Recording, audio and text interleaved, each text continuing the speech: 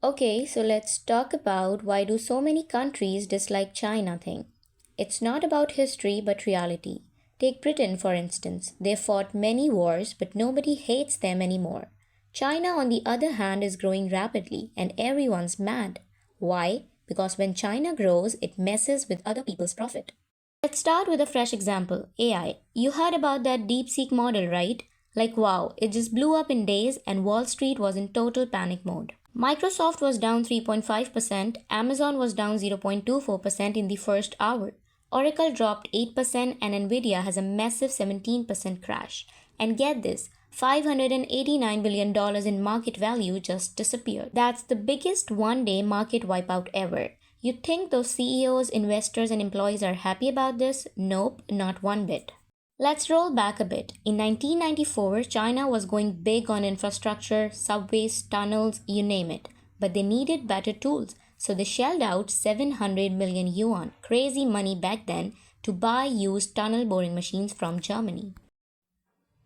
And those German engineers were total jerks. They were like, even 100 years, China won't make one of these. About that, by 2008, China had built its own tunnel boring machines. By 2020, 1,000 units, all locally made and at a fraction of the cost, like 25 million RMB per unit. Maybe 50 million for the fancy ones. And Germany? No one's buying theirs anymore. Now check this out. In 2015, China was making billions of ballpoint pens, but guess what? They still had to import that tiny little ball at the tip. Crazy, right? Foreign companies were selling it for 120,000 per ton.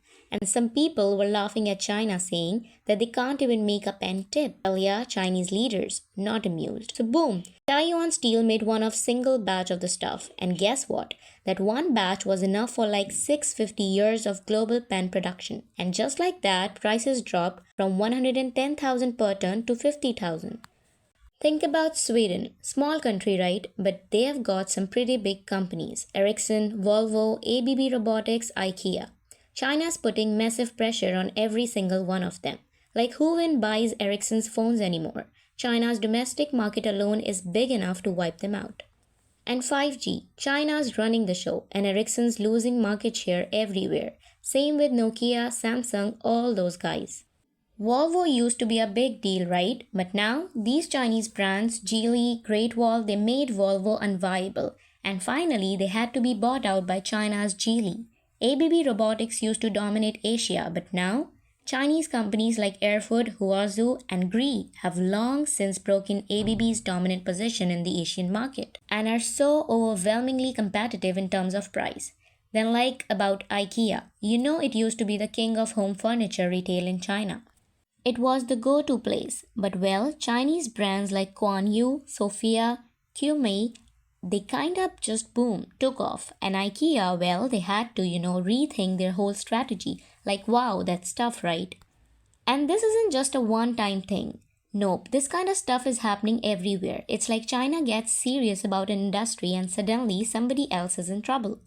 Take shipbuilding. The moment China went all in, South Korea, shipbuilding giants like Samsung, Heavy Industries, and Daewoo, they started struggling. Orders dried up. And some of the orders they did get, they had to subcontract them to Chinese shipyard.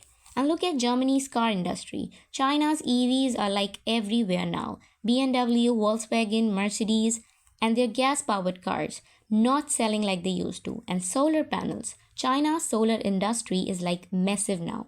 Meanwhile, Western solar companies, they kinda, not doing great. They are struggling to keep up with Chinese brands, motorcycles. China figured out electric two wheelers, and India, Vietnam, and even Japan's big guys, Yamaha, Honda.